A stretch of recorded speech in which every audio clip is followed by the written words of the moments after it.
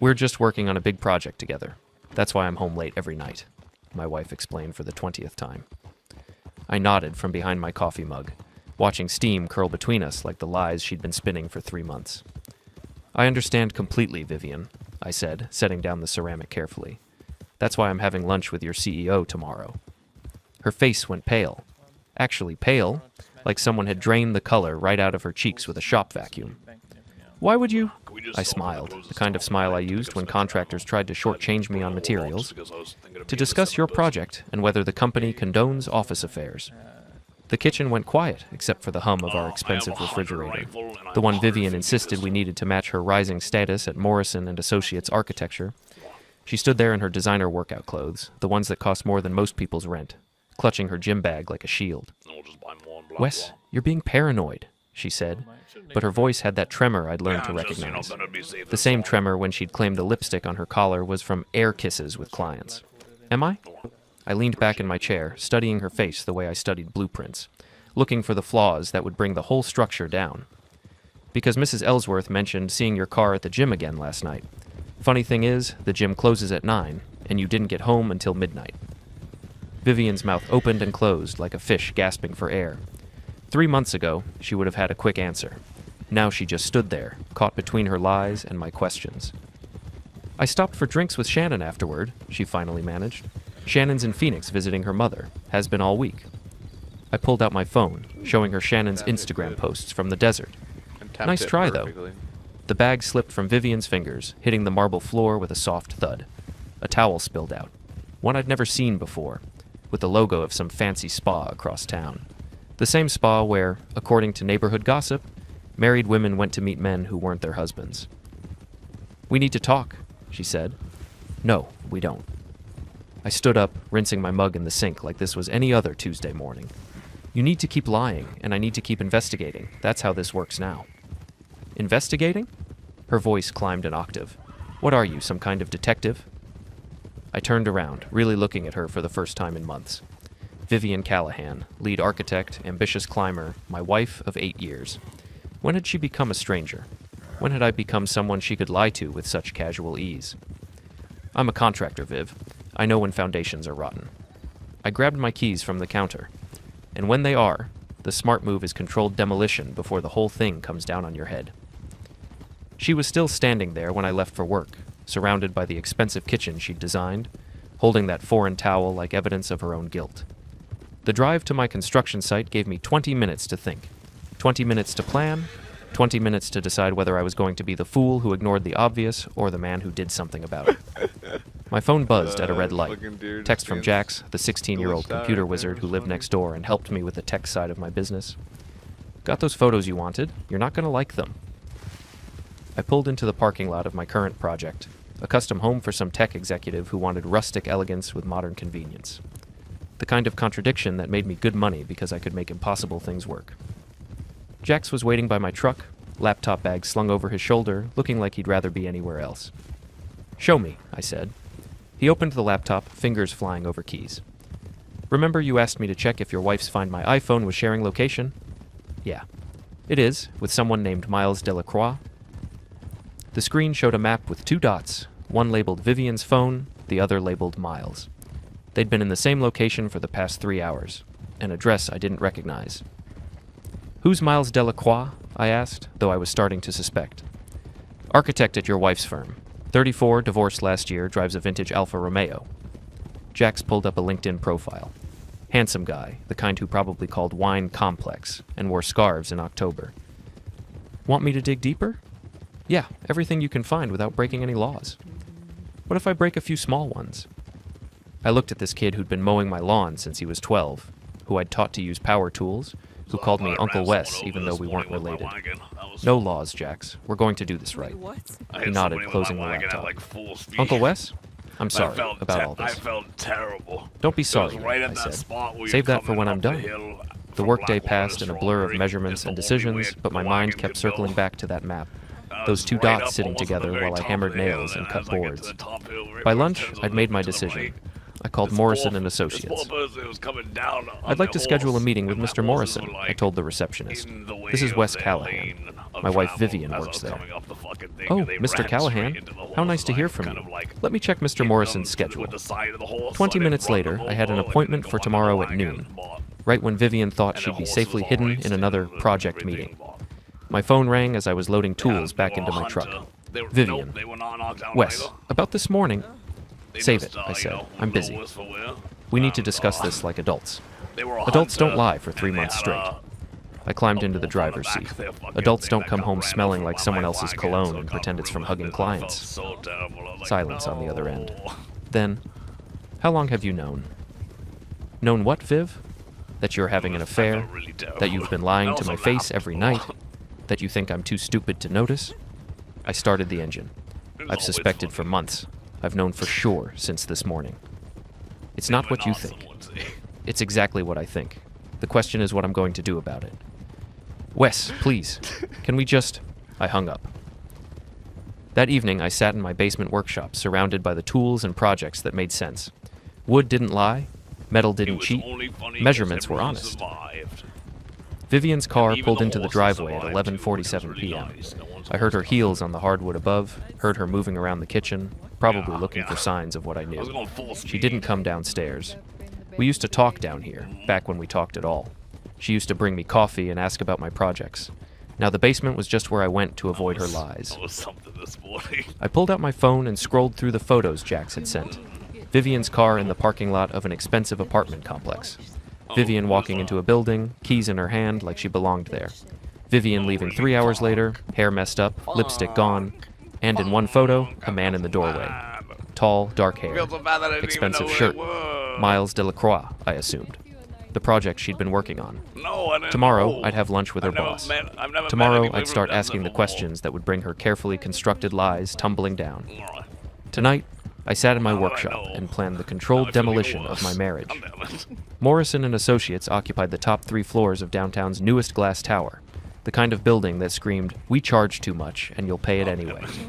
I'd actually bid on the construction contract 2 years ago, back when Vivian and I still talked about her work, back when I thought her late nights were actually about architecture.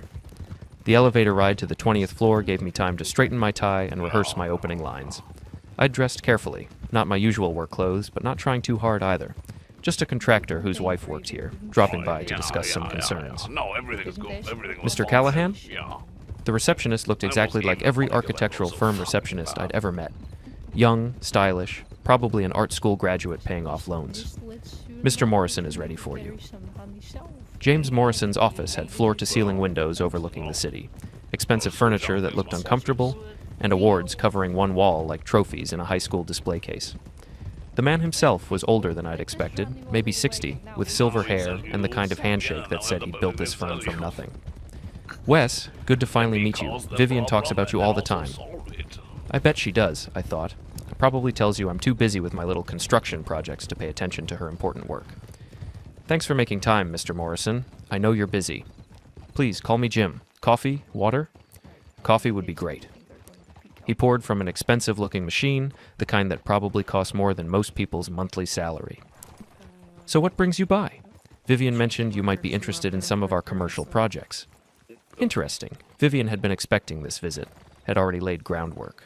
That meant she was either smarter than I'd given her credit for, or more desperate. Actually, I wanted to discuss Vivian's current project, the one that's been keeping her so busy lately. Morrison's face didn't change, but something shifted behind his eyes. Which project would that be? The one with Miles Delacroix? Big project, lots of late nights, very demanding client. I sipped the coffee, watching his reaction. I'm curious about the scope of work. As a contractor, I'm always interested in how the design phase impacts construction timelines. Miles Delacroix. Morrison leaned back in his chair, steepling his fingers. He's one of our junior associates. Talented, but relatively new to the firm. Junior associate? Vivian made it sound like he was leading the project. No. Vivian's the senior architect on most of our major accounts. Miles assists her, but she's definitely in charge. Morrison's frown deepened. What exactly has she told you about their work together? I set down my coffee cup, meeting his gaze directly. She's told me they're working on a big project that requires late nights, weekend meetings, and a lot of close collaboration. She's told me this project is crucial to her career advancement. She's told me Miles is an essential partner in making it successful. Mr. Callahan, Wes, I think there might be some confusion here. What kind of confusion? Morrison pulled up something on his computer, scrolling through what looked like project schedules. Vivian's current major project is the Riverside development, which she's managing alone. Miles is working on the Henderson office complex, completely separate timeline. They're not officially collaborating on anything that would require extensive after-hours work. The room went quiet, except for the hum of air conditioning and the distant sound of traffic 20 floors below. I let the silence stretch, watching Morrison's face as he realized what he'd just told me. Of course, he continued carefully. Architects often consult with colleagues on challenging aspects of their projects. Informal collaboration is encouraged here. Informal collaboration. I repeated the phrase like I was testing how it tasted. The kind that happens in the office, or the kind that happens at Miles's apartment? Morrison's coffee cup stopped halfway to his lips. Excuse me? Jim, I'm going to be straight with you because I think you're a decent man running a respectable business. My wife has been having an affair with Miles Delacroix for at least 3 months. She's been using work as her cover story, claiming they're partners on some crucial project. Now you're telling me there is no project. Mr. Callahan, I think you should... I'm not here to cause trouble for your firm. I'm here to understand what's been happening under your roof, during company time, possibly using company resources. I leaned forward. I'm also here to ask what Morrison and Associates' policy is regarding workplace relationships and whether the company condones employees lying to their spouses about the nature of their work. Morrison set down his cup with the careful precision of a man buying time to think. Our employee handbook clearly states that personal relationships between staff members must be disclosed to HR to avoid conflicts of interest. All employees sign an acknowledgement of this policy. Has Vivian disclosed her relationship with Miles? Not to my knowledge. Then we have a problem. Morrison stood up, walking to his windows, hands clasped behind his back. From here, you could see most of the city, including the neighborhood where Vivian and I had built our life together. What exactly are you asking me to do, Wes? I'm asking you to investigate whether 2 of your employees have been violating company policy. I'm asking you to determine whether they've been using work as a cover for personal activities. And I'm asking you to consider what that means for your firm's reputation if it becomes public knowledge. Are you threatening me? No, I'm informing you. I stood up, straightening my jacket. My wife lied to me for months, using your company's name to cover her tracks. Miles Delacroix participated in that deception. That makes it your problem, too. Morrison turned back to face me. What do you want? I want the truth, all of it, and I want it documented.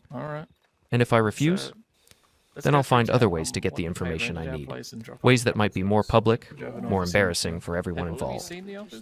I moved toward the door, but I'd rather handle this professionally, contractor to businessman. Give me 48 hours. You have 24. I left him standing by those floor-to-ceiling windows, probably wondering how a simple lunch meeting had turned into a threat to his company's reputation. The elevator ride down gave me time to process what I'd learned. No joint project, no legitimate reason for all those late nights, just 2 people who thought they were smarter than everyone around them, including the husband who was supposedly too busy hammering nails to notice their lies. My phone buzzed as I reached the parking garage. Text from Jax. Found Miles's social media. You need to see this. I called him from my truck. Uncle Wes, this guy's a piece of work. Instagram's full of photos from expensive restaurants, art galleries, wine tastings, always with different women. Any with Vivian? A few. But here's the interesting part. He tags the locations. I cross-referenced with your wife's credit card statements. How did you get... Never mind. What did you find? 3 months ago, they were both at Chez Laurent on the same night. 2 months ago, both at the Riverside Art Gallery opening. Last month, both at that new wine bar on 5th Street. All times she told me she was working late. Gets better, or worse, depending on how you look at it. Miles posted a photo yesterday from his apartment balcony. You can see part of the parking lot. There's a car in the background that matches your wife's BMW. I closed my eyes, leaning back against the headrest. Evidence was piling up like lumber at a construction site, and I was the foreman trying to figure out what to build with it. Jax, I need you to do something else for me. Name it. Find out everything you can about Miles Delacroix's finances. How much he makes, where he lives, what he drives, what he owes. I want to know if he's the kind of man who can afford the lifestyle he's posting about. You thinking he's got other problems? I'm thinking people who lie about one thing usually lie about everything. That evening, I sat in my truck across the street from Miles's apartment complex, watching the windows on the 3rd floor. Vivian had texted that she'd be late again, another project crisis that required immediate attention. At 7:23 p.m., her BMW pulled into the visitor parking. At 7:31 p.m., lights came on in apartment 3B. At 11:47 p.m., the lights went out. At 12:15 a.m., Vivian walked to her car, checking her phone, probably making sure I wasn't calling. At 12:43 a.m., she pulled into our driveway, where I was waiting in the kitchen with a fresh cup of coffee and a folder full of photographs. Vivian froze in the doorway when she saw me sitting at the kitchen table, folder spread open like a case file. The photos were arranged in chronological order. Her car at Miles's apartment, the two of them entering restaurants together, timestamps that matched her working late excuses. We need to talk, she said, setting down her purse with the careful movements of someone diffusing a bomb. Now we need to talk? I didn't look up from the photos. Funny how that works. 3 months of lies, and now that I have evidence, suddenly you want honesty. She pulled out the chair across from me, the same chair where she'd eaten breakfast this morning while explaining about her big project. How long have you been following me? I haven't been following you. I've been investigating you. There's a difference. I slid one of the photos across the table. This is from 2 weeks ago. Chez Laurent, 8:30 p.m. You told me you were working late on client revisions? Vivian stared at the photo without picking it up. In it, she was laughing at something Miles was saying. Wine glass in her hand, looking happier than she'd looked at home in months. It's not what it looks like. It's exactly what it looks like. I slid another photo across. This one's from last week. Art gallery opening. You said you had a deadline crisis. Wes, please, let me explain. Explain what? How you've been lying to my face every night for 3 months. How you've been using your job as cover to have an affair. How you think I'm too stupid to notice. I leaned back in my chair. Or maybe you want to explain how there is no big project with Miles Delacroix. Her face went white. You talked to Morrison. I had lunch with him today. Lovely conversation. He was very interested to learn that his senior architect and junior associate have been violating company policy. I gathered the photos back into a neat stack. He was even more interested to learn they've been using the firm's reputation to cover their personal activities. Vivian's hands were shaking now, just slightly, but enough that I could see the tremor in her fingers. What did you tell him? The truth, something you might want to try sometime. You had no right. I had every right. The words came out louder than I'd intended, sharp enough to cut through her protests. You made it my business when you decided to lie to me. You made it Morrison's business when you used his company as your alibi.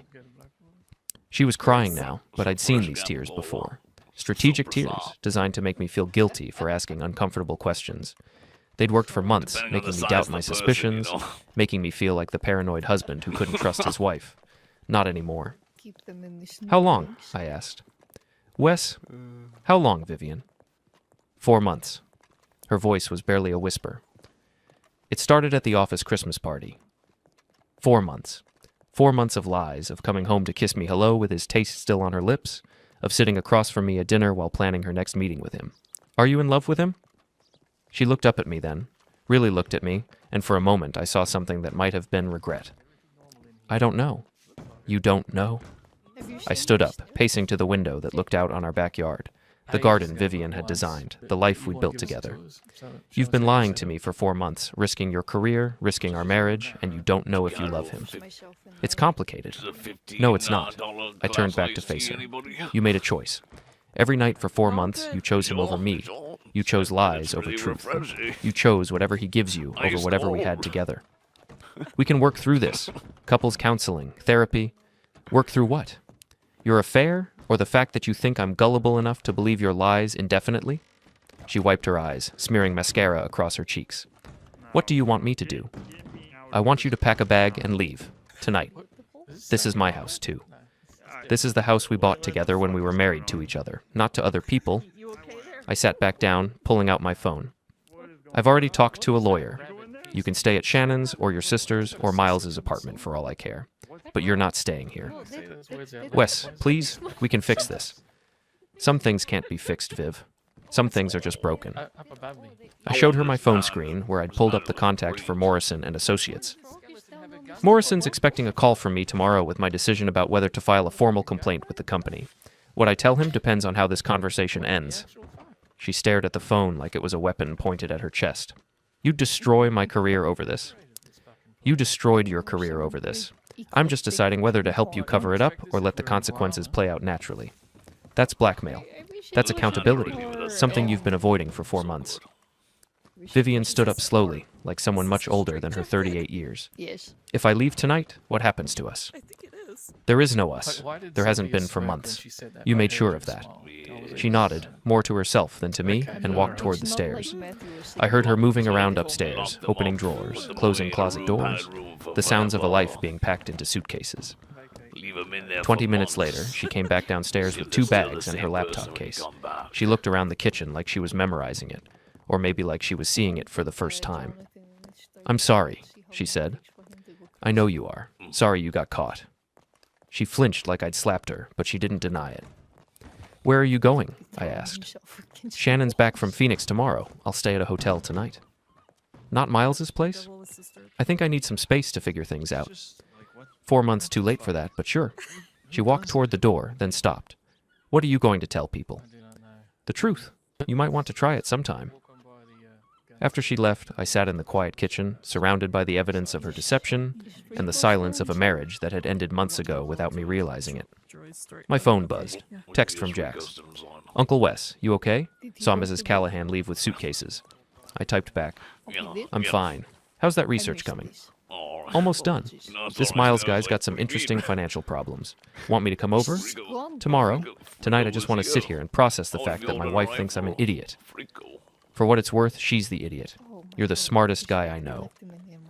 I smiled for the first time in hours. Leave it to a 16-year-old to cut through the complexity and get to the heart of things. But as I sat there in my empty house, I realized something that surprised me. I wasn't devastated. I was angry. 4 months of lies, 4 months of being treated like I was too stupid to notice, 4 months of coming home to a woman who was planning her next deception while kissing me hello. Vivian thought this was over, that she could pack her bags and move on to whatever came next. She thought I'd be the understanding husband who'd let her transition gracefully from our marriage to whatever relationship she wanted with Miles. She was wrong. I'd built a career on understanding how structures worked, how to take them apart piece by piece until they collapsed in exactly the way you wanted them to. I'd learned patience from years of construction projects that couldn't be rushed, precision from measurements that had to be perfect, and planning from jobs that required every detail to be considered in advance. Vivian had just handed me the biggest demolition project of my life, and I was very, very good at my job. The next morning brought coffee that tasted better than it had in months and a phone call that would change everything. Morrison, true to his word, had spent the night investigating. Wes, we need to talk. Can you come in this morning? What did you find? Not over the phone. How soon can you be here? I was there in 30 minutes, sitting across from Morrison's desk while he laid out a folder that made my evidence look amateur. I spoke with our HR director last night. Confidentially, of course. Then I reviewed security footage, keycard access logs, and expense reports. Morrison's face was grim. Your wife and Miles Delacroix have been using company resources for personal activities, conference rooms reserved for fake meetings, company credit cards for dinners that had no business purpose, after-hours access to the building when no legitimate work was being done. How extensive? 3 months of documented policy violations, maybe more. He slid a paper across the desk. This is particularly interesting. Miles submitted expense reports for client dinners on dates when he was supposedly meeting with the Henderson project stakeholders. Problem is, I called Henderson Construction yesterday. They haven't had a dinner meeting with Miles in 6 months. I studied the expense report. Expensive restaurants, wine, charges that totaled more than I spent on groceries in a month. He was billing the company for his dates with my wife. That's fraud, theft of company resources, grounds for immediate termination and potential criminal charges. What about Vivian? Morrison's expression darkened. She approved several of those expense reports in her capacity as senior architect.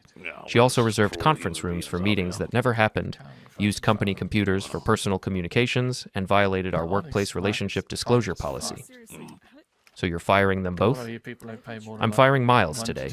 Vivian's situation is more complicated because of her seniority and client relationships, but she's looking at suspension without pay pending a full investigation. I leaned back in my chair, processing the implications. Vivian's career, the thing she'd risked our marriage to protect, was about to collapse anyway. There's something else, Morrison continued. I made some calls to other firms in the city. Miles Delacroix has a reputation. This isn't his first workplace relationship, and it's not his first time mixing personal activities with business expenses.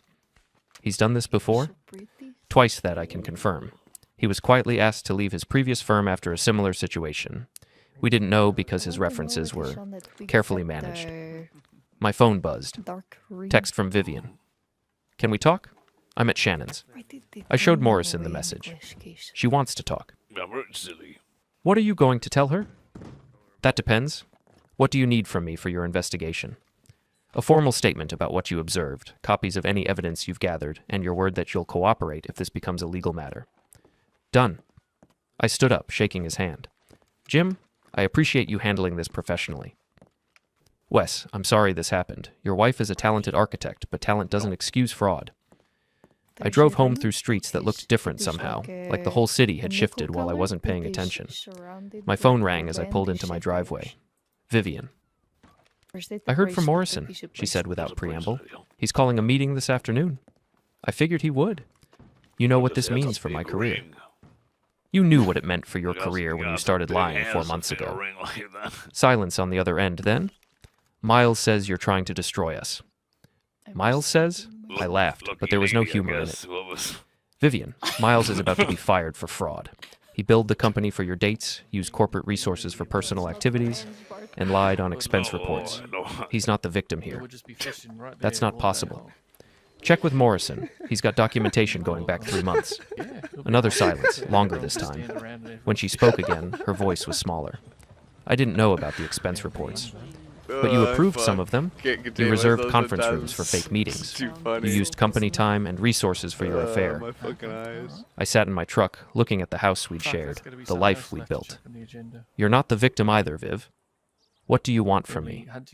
I want you to stop pretending this is something that happened to you instead of something you chose to do.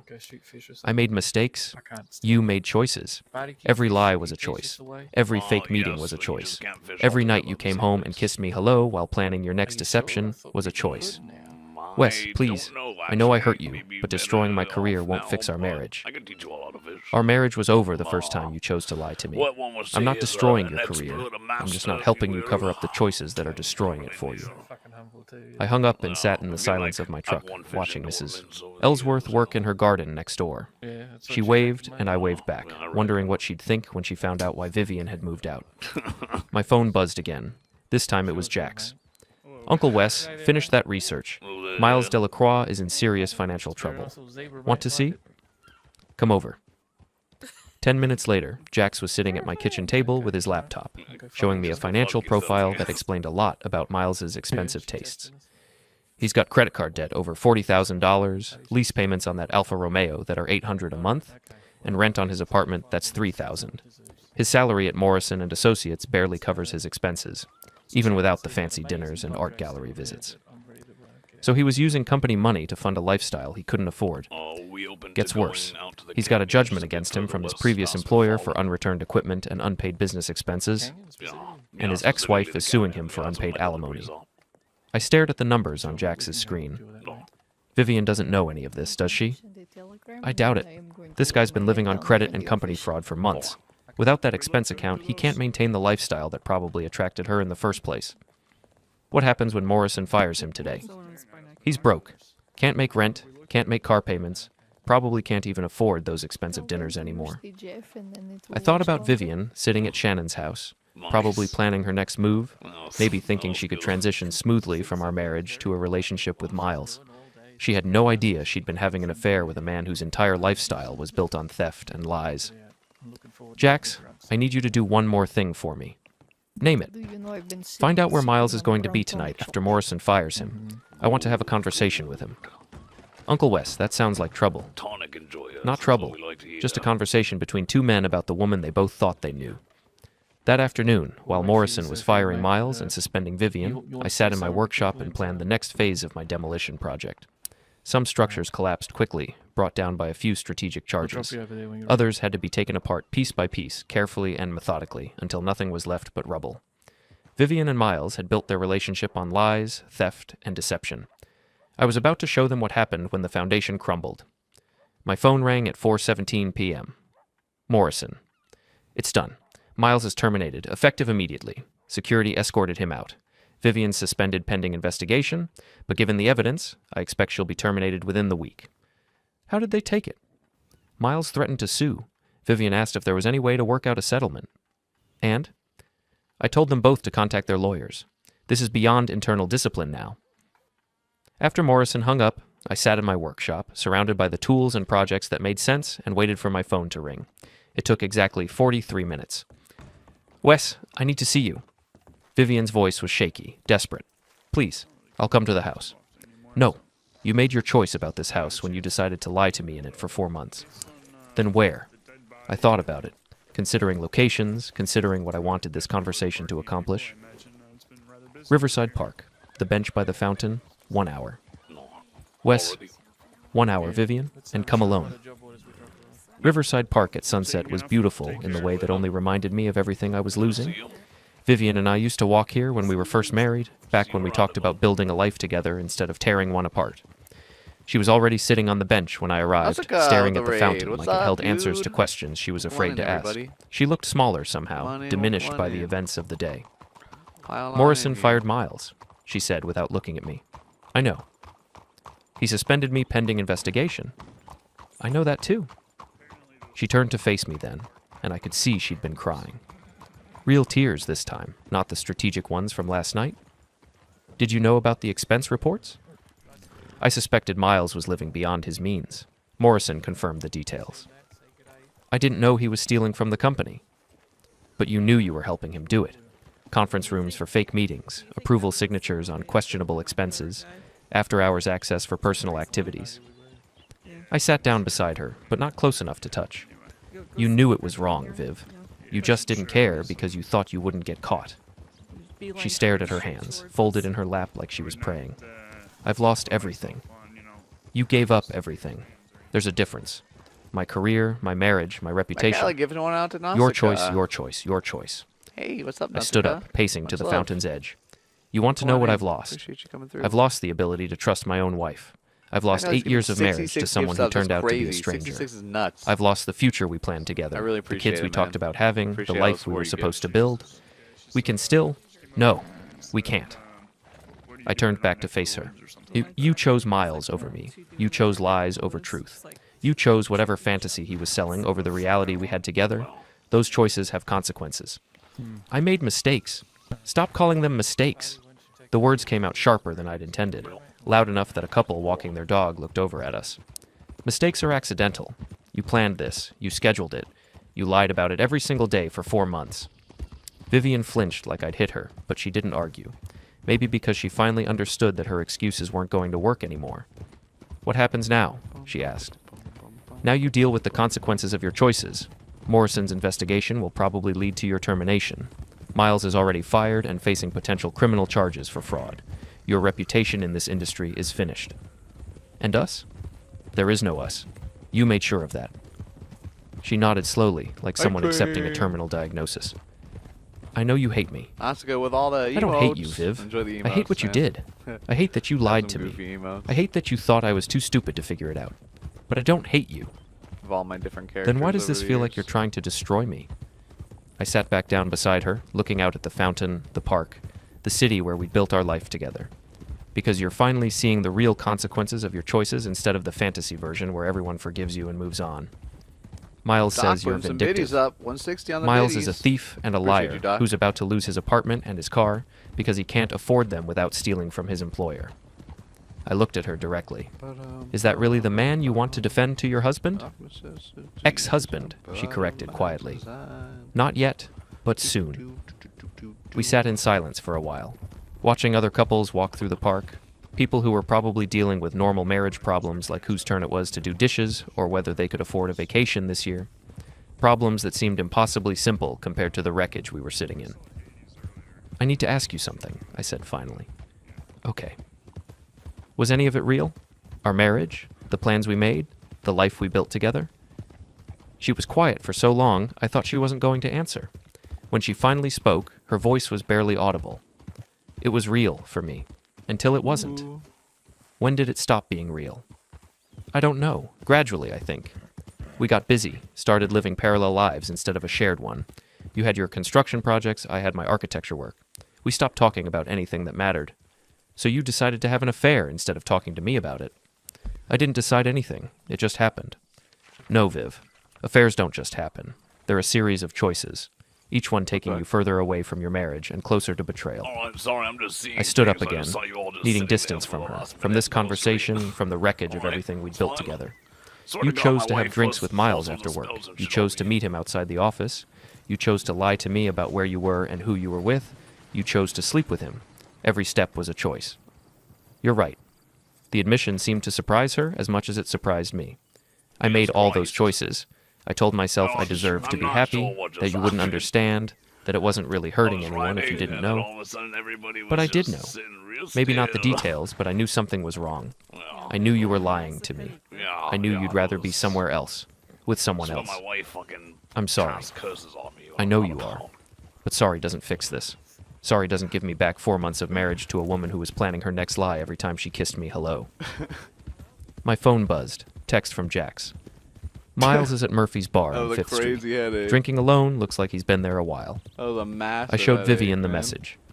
Your boyfriend's drowning More his witchy sorrows. effect. My damn. He's not my My boyfriend. damn wife. What is he then? My damn wife out there She thought fucking about doing it. witchy shit. Really thought about it. Maybe for the Watching first through a time since crystal this whole thing ball. started. I don't know. A mistake, I guess. Wife. A 4-month mistake that cost you your marriage and your career. When you put it like that, it sounds pretty stupid. It was stupid, Viv, but it was also cruel and selfish and dishonest. I started walking toward the parking lot.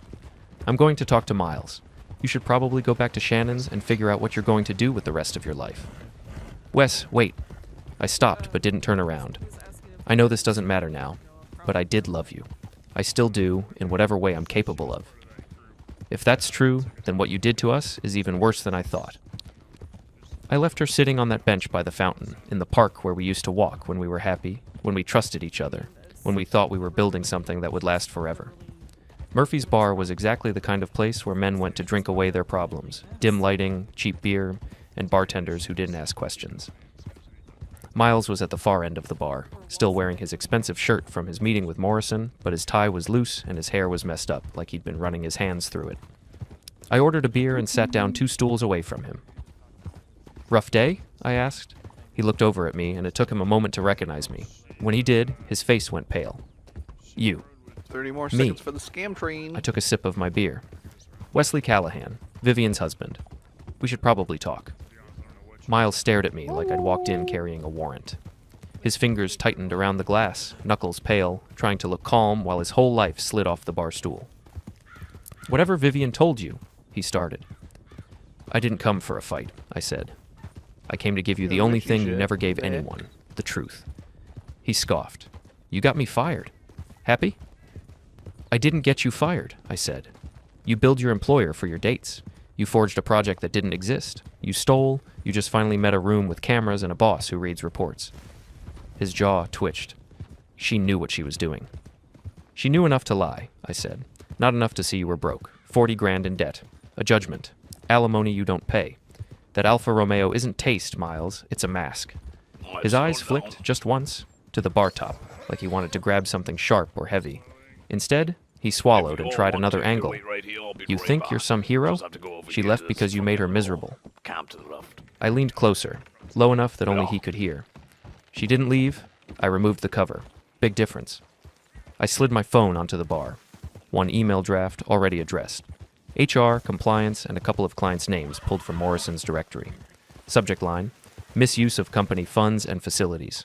Attachments: footage, logs, expense reports, dates, timestamps. Next to it, a second draft to a collections attorney Jax had found from the judgment record. A third to the leasing office of Miles's building. Miles went still. The swagger drained out of him like a bad drink. What do you want? He whispered. I want you to disappear from my life, I said. And I want you to understand something before you do. I tapped the phone once. You don't get to keep hurting people and then pretend it's romance. His voice cracked. You're threatening me. No, I said, standing. I'm offering you a choice you never offered anyone else. You walk away clean and quiet, or you wake up tomorrow and realize how fast a reputation collapses when the foundation is fraud. He stared at the screen like it was a gun. Lord, that scared the Then he shit out looked of up me. at me, defeated, and nodded once. I didn't wait for more. I left cash on the bar for my know, beer Jack. and Get walked back out up. into the cold night air, where the city sounded normal again. Traffic, footsteps, distant laughter, like it didn't care about the ruins I'd just finished clearing. Vivian texted me as I got in my truck. Can we try counseling? Please. I deleted it. Then I opened my lawyer's message and replied with 2 words. File tomorrow. All right, horse. At a red light, I caught my reflection in the rearview mirror. Tired, hollow, steady, not broken, just awake. Back home, the house was silent without her. For the first time in months, the silence didn't feel like punishment. It felt like structure. Clean lines, honest measurements, controlled demolition, completed. And I didn't look back.